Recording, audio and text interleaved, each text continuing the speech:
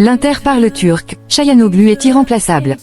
Si la saison de l'Inter sera longue et qu'Inzaghi devra utiliser tous les joueurs à sa disposition, il reste un joueur pour lequel il aura les plus grandes difficultés du monde pour lui trouver un remplaçant naturel, Hakan Çalhanoğlu.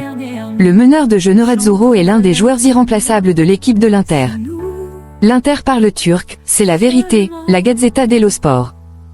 Et elle continuera de le faire, car le meneur de jeu est le joueur le plus irremplaçable de l'équipe d'Inzaghi. Cela ne veut pas dire que l'entraîneur ne se passera jamais de lui car cela s'est déjà produit à Monza et cela se reproduira, mais il ne dispose pas d'un remplaçant digne de ce nom. Mais ne blâmez pas Aslani car avec le meneur de jeu turc sur le terrain, l'Inter est beaucoup plus reconnaissable, équilibrée, brillante, dangereuse, fonctionnelle. Les stats parlent d'elles-mêmes. La partie analysée a été celle de dimanche et cela va certainement pousser à la réflexion Simone Inzaghi, ce qui lui servira de stimulant pour se relever de la défaite, car dès le changement entre Çalhanoğlu et Aslani, l'Inter a perdu en performance. Que la défaite n'ait dépendu que de cela, c'est très réducteur à dire. Qu'il s'agisse de l'une des raisons, il serait erroné de le nier. Les Nerazzurri ont moins frappé vers le but de Maignan, mais il faut surtout souligner le nombre d'actions et de tirs au but concédés aux adversaires. Avec Kala sur le terrain, il n'y avait eu seulement que 3 tirs vers sommet. À partir de la 64e minute, nous sommes passés à 13. Et l'Inter a bien évidemment perdu la distance et le match dans cette dernière demi-heure, elle ne parvenait plus à lire le jeu. Sans Çalhanoğlu, l'Inter est devenu vulnérable, perforable en son centre.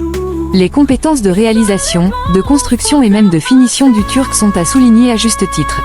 En revanche ses lectures défensives, sa capacité à deviner les lignes de passe des autres, sont trop peu mises en lumière et Aslani ne peut pas les garantir. Et l'Inter souffre de cette distance entre les deux partenaires, plus ici que dans d'autres rôles lorsqu'il s'agit de procéder à un turnover. En analysant les données des 2 derniers championnats, c'est-à-dire depuis que le Turc est un meneur de jeu, l'Inter marque plus de points, produit plus, marque plus de buts et concède moins de tirs à l'adversaire. En repensant à l'été qui vient de s'achever, lorsque le Bayern avait tenté de déstabiliser le milieu de terrain en sondant sa disponibilité en plein championnat d'Europe, l'Inter avait très bien fait de ne pas succomber à la tentation en procédant à une vente dont les revenus auraient été de premier ordre. Chaya se donne sans compter, c'est la vérité, et Inzaghi devra être bon dans la gestion de son énergie et de ses minutes de jeu. Ou pour trouver des moyens alternatifs lorsque le Turc aura un besoin évident de souffler. Avec le recul, il est même regrettable de ne pas l'avoir vu faire son entrée à Monza, ne serait-ce qu'une minute.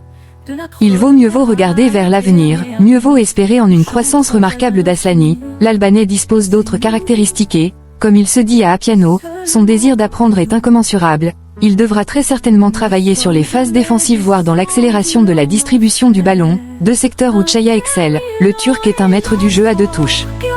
Inzaghi a pour mission de trouver une solution, c'est d'ailleurs lui qui avait en tout premier lieu voulu le recrutement du joueur turc à l'Inter, et c'est aussi lui qui lui a aussi redéfini au rang de chef d'orchestre. Anthony Gilles, internationale.fr